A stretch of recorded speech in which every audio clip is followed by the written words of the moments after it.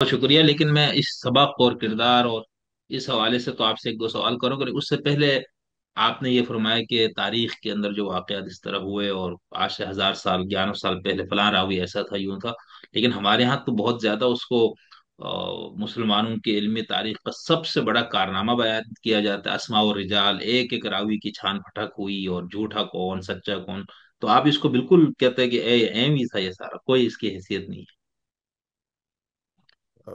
आप मरवाएंगे मुझे। अच्छा खैर, ये मैं देखिए, मैं इसे इल्मी तारीख तो बिल्कुल नहीं समझता, मैं इसे मजहबी तारीख कहता हूँ। ठीक है। अच्छा देखिए, इल्म की मेरी अपनी एक डेफिनेशन है या आपकी भी एक डेफिनेशन है। इल्म वो होता है जो कहीं इंसान के लिए नाफे होता है, इंसान के लिए उसकी कोई कंट्रीब्यूशन होती है। आर्कियोलॉजी का इल्म आप क्यों लेंगे? मैं डिफाइन कर सकता हूँ कि आर्कियोलॉजी के अंदर क्या मुझे फायदे, क्या नुकसानात, क्या चीज़ें, क्या उसके मुझे अब मिलेगा। ये बहुत सा जो हमारा इल्म है ना, ये जुगाली पे मबनी है, जिसे हम इल्म कहते हैं। मिसाल के तौर पे हम इल्म नजूम भी कहते हैं, हम जी। इल्म जाफर भी कहते हैं, इल्म रमल भी कहते हैं। मतलब लेकिन हम्म। मैं अब इसको इल्म तो नहीं मानता, क्योंकि ये बेसिकली तो बिल्कुल जुगाली है, ना सर है ना पैर है। अब मैं ये तय करना, अच्छा वो तय करना क्यों जरूरी है?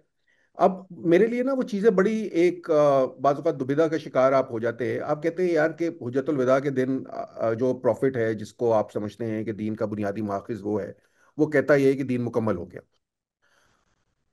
ठीक है। लेकिन हदीस का कोई मजमूआ जो है वजूद नहीं रखता, ना वो उसके ऊपर बात करता है कि हदीस होनी चाहिए, रिवायत होनी चाहिए, या तुमने जो मुझे फॉलो करना है वो किस बुनियाद पे करना है। जब तक वो किताबें वजूद में नहीं आएंगी तब तक तुम मुझे फॉलो नहीं कर सकोगे। वो किताबें वजूद में आने में 1 2 10 15 20 साल नहीं लगते, सैकड़ों साल लग जाते हैं उन किताबों में जो आज के दिन हम इस्तेमाल करते हैं, जिनके ऊपर हमारी तवज्जो है। अच्छा, लोग ना सैकड़ों साल को समझ नहीं पाते कि सैकड़ों साल का कॉन्टेक्स्ट कितना बड़ा है। पाकिस्तान को बने अभी 75 साल हुए हैं, लेकिन आपको एक शख्स भी शायद मुश्किल मिलेगा जो अपने होशो हवास में जिसने पाकिस्तान को बनते देखा होगा। लोग मर गई है, वो तो पूरी नस्ल 75 साल के अंदर फना हो गई, सिवाय फैसल रहमान साहब के, जिन्होंने कहा था कि मैं पाकिस्तान बनते हुए भी जिंदा था और मैंने कायदे आज़म से हाथ मिलाया था, अभी कुछ दिन पहले उन्होंने फरमाया। खैर एनीवेज, नहीं, मेरा ये इधर तो एक जानने वाले बुजुर्ग है, उनसे मैंने अभी पिछले दिनों इस पे गुफ्तगू की। वो 98 साल की उनकी उम्र है, तो उनको सब कितने याद लोग था। आपको? हाँ, मतलब इक्का दुक्का, अच्छा, बहुत कम। 98 साल जी। के और वो भी कितने लोग आपको वो मिल भी जाएंगे ना, 23 हाँ साल वो के भी होने। हाँ और वो भी और सुए हिफ्स का और शिकार 10 होके। चले जी जी, बोले। और ये 75 साल है। आप 25 साल और ऐड कर लें, आगे हम 25 हाँ, तो कोई वो नहीं भी हो, नहीं, कोई भी नहीं मिलेगा आपको, कोई कोई नहीं शख्स मिलेगा। मौजूद नहीं होगा। अब हम उस दौर में बैठे हैं जहां पे चीजें रिकॉर्ड होती हैं, हमारे पास वीडियो और रिकॉर्डिंग्स मौजूद हैं, हमारे पास ऑडियो रिकॉर्डिंग्स मौजूद हैं, हमारे पास लिखे हुए डॉक्यूमेंटेशन मौजूद है। इसके बावजूद बेपनाह लड़ाई है कि क़याम पाकिस्तान के वक्त हुआ क्या था। हाँ, सही। हम अभी तक इस बात के ऊपर लड़ाई है, मतलब हमें समझ नहीं आती किरदार कौन से हैं, क्या है क्या नहीं है, कैसे नहीं ऐसा है। ही।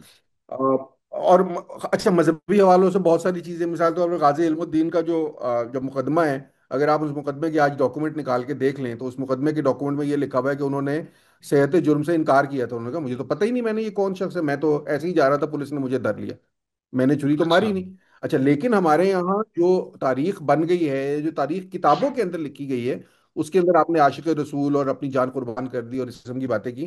गाजी अमरुद्दीन ने तो खुद कहा था कि मुझे तो सब बिला वजह धरा गया है, मेरा तो कोई अजय रिकॉर्ड का हिस्सा है। लेकिन वो रिकॉर्ड खत्म हो गया, कोई पढ़ नहीं रहा, कोई उसके ऊपर बात नहीं कर रहा। ये 75 साल के अंदर अंदर, 70 साल के अंदर, 80 साल के अंदर ना चीजें आगे पीछे हो गई।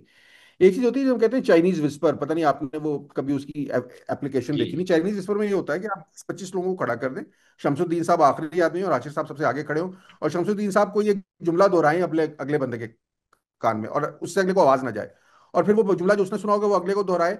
20 से 25 लोगों के दौरान वो जुमला कहीं का कहीं बन जाता है, उसकी कुछ की कुछ बन जाती है। ये अब आप देखें जमानो मकान में, ये चंद सेकंड के अंदर हो रहा है। सिर्फ ये कि ट्रांसमिशन ये 15 20 लोगों के अंदर, तो वो जुमला कभी भी वो जुमला नहीं रहता जो जुमला पहले बंदे ने कहा होता है। Not even once. ये चाइनीज विस्पर ये बिल्कुल बदल जाता है, इसे हम कहते हैं कम्युनिकेशन नॉइज कहते हैं।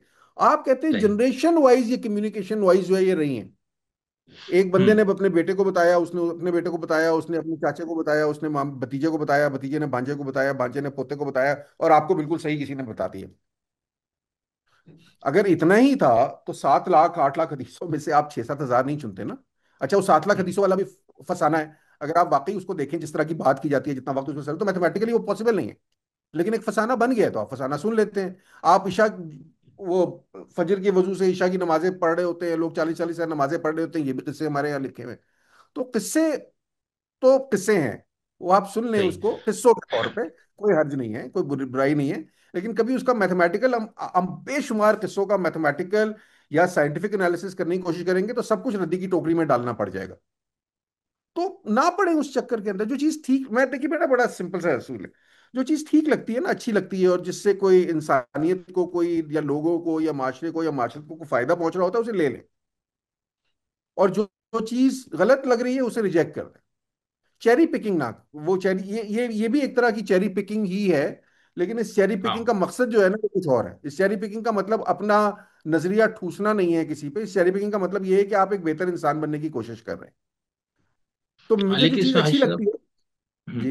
जी जी बोले, नहीं आप बात जब पूरी करें। हाँ, बस मैं यही बात थी, मैं तो ये कह रहा हूँ। हम्म, तो बात जहाँ ठीक है, उठा लें, जो बात जहाँ गलत है उसे रिजेक्ट कर दीजिए।